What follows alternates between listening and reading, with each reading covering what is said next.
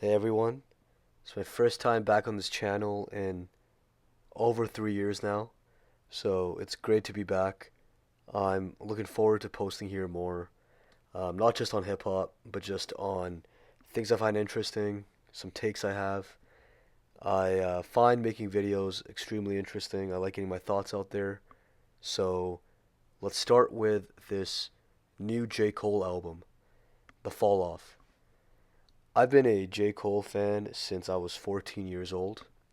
My introduction to J. Cole came from most people's introduction, at least for my generation, being 2014 Forest Hills Drive.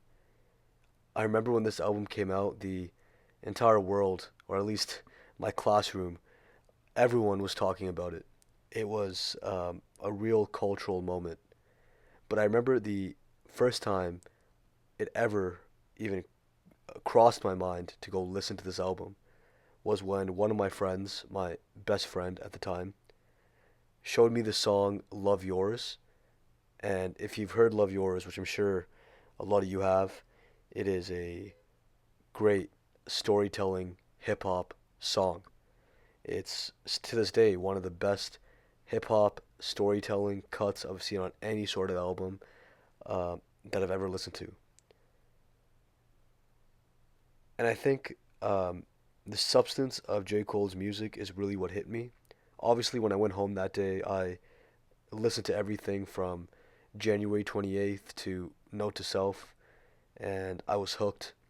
J. Cole was really delivering that substance that I think was lacking in hip hop at the time, and it really got me thinking today. What makes J. Cole so unique? Because when you're a kid, you listen to music and you're gravitated towards music of a certain kind, but you don't really know why. So today I was thinking about like what it was that really caught my attention when I was that young, listening to J. Cole for the first time, and why I loved hearing his music. And ultimately, what I think it was at the time, Vine was the biggest thing. Our attention spans were getting cooked day by day, and we were relying on these 7-second videos to entertain us. And people like to think nowadays that TikTok fried the generation, the youth's brain. But if you know, you know. Like, Vine was really frying our shit.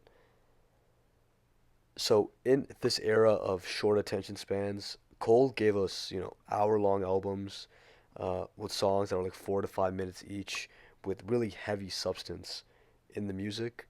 And I think that was, there's something in human biology and human evolution where we like storytelling. We like things of substance. That's why something like Lord of the Rings was so popular in the 1900s. That's why The Great Gatsby was doing numbers back in the day. There's something about us that loves long form, dense, substantive content.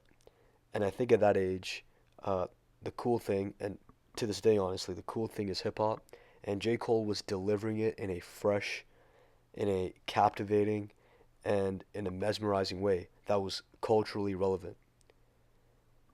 And to me, that's ultimately why I think I was pulled towards J. Cole, but also people in our generation were pulled towards J. Cole. And this brings me now to The Fall Off, J. Cole's last album, allegedly his last album. And of course, he delivers the same things that we've come to know and love J. Cole for in this album. And I can't sit here and give you guys a full, robust breakdown of each song, of everything I thought of every single track, what rating I might have on the album. Because if anyone on YouTube or otherwise is giving you a rating at this point in time for this album, they're not being genuine. Because this album it's an hour and 41 minutes long. A lot of the tracks are very much centered around a concept. You need way more than 3 days to sit with this album, to really understand it, digest it, and then give any sort of comprehensive review on the album.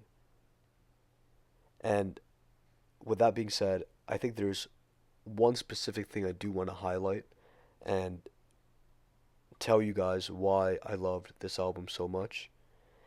And I think that was just J. Cole commemorating hip hop. He gave space in this album to show us that he's still a fan of hip hop, that he loves hip hop, that even though he's been doing this, he's not jaded by it. He still goes back and listens to the classics. He still has his ear to what's popping right now and what he's into right now. So I think that was really clear, through all the interpolations that he did, um, through, all the references.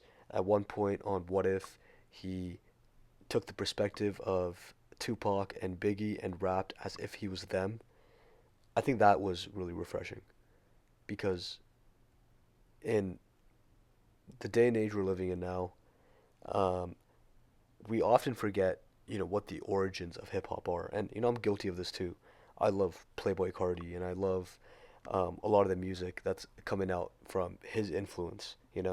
But I think it's not controversial to say that a lot of Playboy Cardi's music or anyone else that is of his ilk is not really commemorating hip hop in the same way that J. Cole is. Not really, listening to Nas, listening to Jay Z, listening to Eminem, and then being able to rap in a way that commemorates them, that um, honors what they did for hip hop, did for his taste, and did for the genre more generally. So, um, I think I just want to leave this video by saying this. I think J. Cole's legacy in hip hop is going to be one where he's a rapper's rapper. But more specifically, he's going to be someone who cared about the art of lyricism, substance, storytelling, over curating a vibe. And I think in our day and age now, where aesthetics are extremely important, where the curation of a vibe, the curation of a distinct sound is very important, and there's space for that. Um, a lot of lyricism has fallen by the wayside, and I think when people look back on the history of hip hop, they're going to look at J. Cole existing and flourishing as someone who was able to be a lyricist, who was able to put substance in his music, and able to sell records at the same time. So that being said, thank you so much for coming back to this channel. I hope to be posting more.